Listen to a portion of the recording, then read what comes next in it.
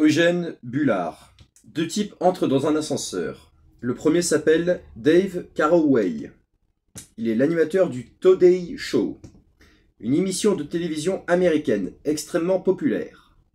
Le deuxième, c'est le liftier noir de l'ascenseur du Rockefeller Center, qui abrite les locaux de l'émission de Dave. Dave adresse quelques mots à l'opérateur, et puis un peu plus. Et plus encore. Ses yeux s'écarquillent. Dave Carraway vient d'apprendre que depuis tout ce temps, le mec qui appuyait sur les boutons pour lui était un ancien boxeur, soldat, pilote, espion, médaillé 15 fois. Dave Carraway vient de faire la connaissance d'Eugène Bullard. C'est donc en 1959 que l'Amérique découvre sur le plateau du Today Show un étrange invité, un noir vêtu d'un uniforme de groove du Rockefeller Center, qui se met à déballer une histoire absolument incroyable, le tout avec un léger accent sauf French. Dave Carraway, pour convaincre les spectateurs incrédules, présente à la caméra les 15 médailles du héros. L'ancien pilote surnommé l'Hirondelle noire de la mort a beaucoup à dire. En effet, trop pour une seule émission, et même trop pour une bande dessinée ou un livre entier. Qu'il est le petit-fils d'esclave, que son père a lui-même échappé à un lynchage, qu'un ami avait parié 2000 $ qu'il ne deviendrait jamais pilote. Le pauvre a dû le regretter. Que, pour espionner les Allemands dans son établissement, il leur servait de champagne pour qu'ils ne pouvaient imaginer qu'un noir parle la langue du GOAT. Mais aussi qu'en descendant du bateau aux États-Unis, les blessés blancs reçurent de l'aide pour avoir un hôtel et un peu d'argent. Mais pas lui, le seul blessé noir. Et enfin, que son manuscrit d'autobiographie fut refusé car jugé peu crédible. Pour l'anecdote, l'US Air Force finit tout de même par nommer Bullard second lieutenant, mais à titre posthume, et en 1994. Mieux vaut tard que jamais, mais là, c'est quand même très tard. Bonjour à tous, à mes followers et followers, ici Dorian Pinel, et je vais vous parler d'un type qui a profondément marqué les esprits, mais qui lui aussi est tombé dans l'oubli malheureusement.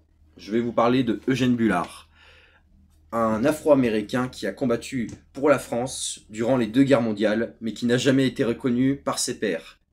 Sauf bien sûr par l'armée française, mais jamais par ses supérieurs américains. Sans plus tarder, je vais vous lire son histoire, vous me direz ce que vous en pensez en commentaire.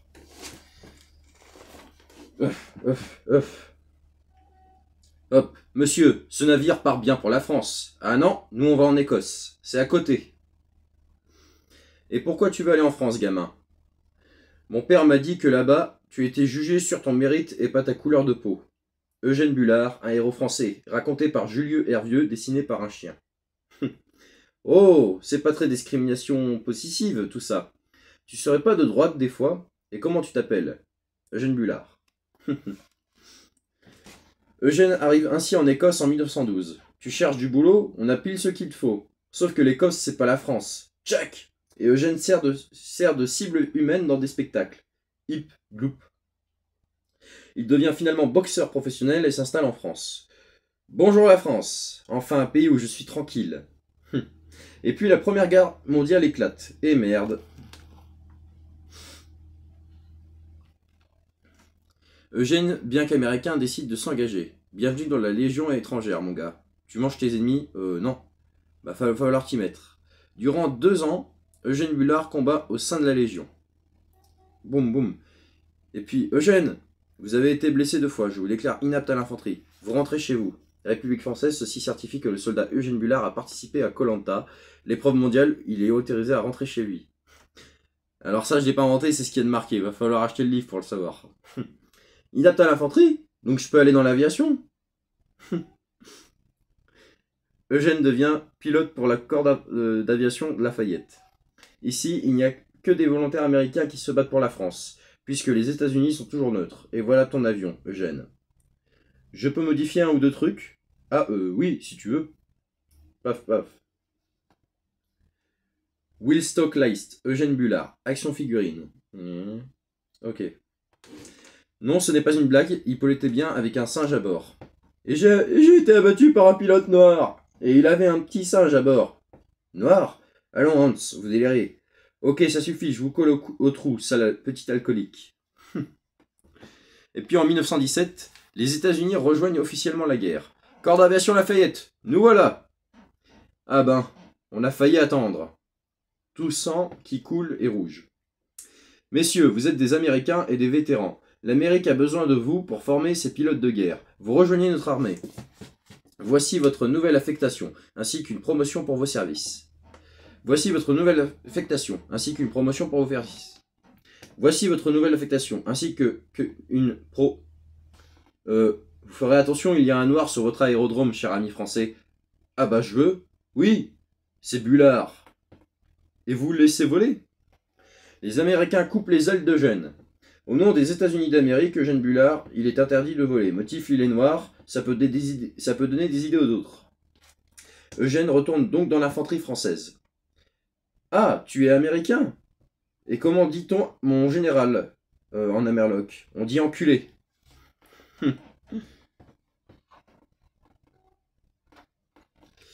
Après la guerre, Eugène décide logiquement de rester en France. Bonjour, monsieur Eugène. Il devient une figure du membre des cabarets. Just the way. Oh, Paris. Et monte même son propre établissement, l'Escadrille. Ah, et Eugène se fait quelques amis un peu connus. Eugène Bullard, c'est le type assis entre Josephine Baker et Louis Armstrong, là-bas. Hey, black boy, you dance avec une blanche, you bloody motherfucker. Évidemment, il y a quelques accrochages. Désolé Catherine, je reviens. Encore un touriste américain qui n'a pas compris qu'il était à Paris. Pac, skung. Voilà, c'est fait. Quelle idée de venir emmerder un ancien boxeur et légionnaire. Bon, on danse. Ne tentez pas chez vous, ne tentez pas chez vous, les enfants. Puis la Deuxième Guerre mondiale éclate. Et merde. Il devient espion pour la France, surveillant les Allemands qui se rencontrent dans son établissement. Parce que oui, il parle aussi allemand. Et lorsque l'armée allemande envahit la France, bon bah j'y retourne. Mais bon, vous avez été blessé à la colonne vertébrale en défendant Orléans. Pour votre bien, je vous fais évacuer aux États-Unis. Non, pas les États-Unis. Allons, vous êtes un héros de guerre. Ils vont vous faire un bon accueil, j'en suis sûr. Oui et non. Eh, salut négro. Et merde. Mais plutôt très non, en fait. Ségrégation raciale oblige, il enchaîne les petits boulots et finit garçon d'ascenseur. Ding. Il se fait aussi copieusement casser la gueule par la police américaine. Tiens le nègre. Mais je suis un ancien pilote de l'ESCA. Il raconte n'importe quoi. Tape plus fort, Billy. Bullard vit dans la pauvreté, ses exploits sont oubliés. Monsieur Bullard, on a appris que votre pays se foutait un peu de votre gueule. On va s'en mêler. La France accueille Bullard en héros et l'invite à raviver la flamme du soldat inconnu. Il reçoit la Légion d'honneur à New York. En tant que représentant de la France à New York, je vous fais chevalier de la Légion d'honneur, car vous êtes un honorable héros. Compris les Américains? Même De Gaulle, en visite officielle, s'en mêle. Bullard? Ah oui, vous parlez de ce véritable héros français. Eugène Bullard meurt de maladie le 12 octobre 1961. Son dernier souhait est d'être enterré avec son uniforme de légionnaire. Bon, on va pas lui rendre les honneurs quand même. Bah non, un noir, penses-tu? Et puis, qui va payer, hein? Laissez, on va s'en charger. Eugène Bullard est enterré par la France qui lui rend les honneurs militaires. Et de nos jours, franchement, tu vois, on devrait trop s'inspirer des States pour lutter contre le racisme. Eux, ils sont tellement en avance. Pas comme nous avec ce vieux pays de fascistes. Eugène Bullard repose dans le cimetière de Flushing, dans le Ken, à New York. Et oui, tout est vrai. Voilà, j'espère que l'histoire d'Eugène Bullard vous a bien plu, car cette histoire est très très passionnante. Et franchement, il a marqué les esprits, donc surtout ne l'oubliez pas, c'est quelqu'un qui a fait de très bonnes choses et qui s'est battu pour la France, alors que c'était pas son pays d'origine, ça faut bien le mentionner. C'est un Américain, il est né en Amérique, et donc voilà. Donc n'hésitez pas à liker toutes mes vidéos et à vous abonner. Allez, je vous laisse.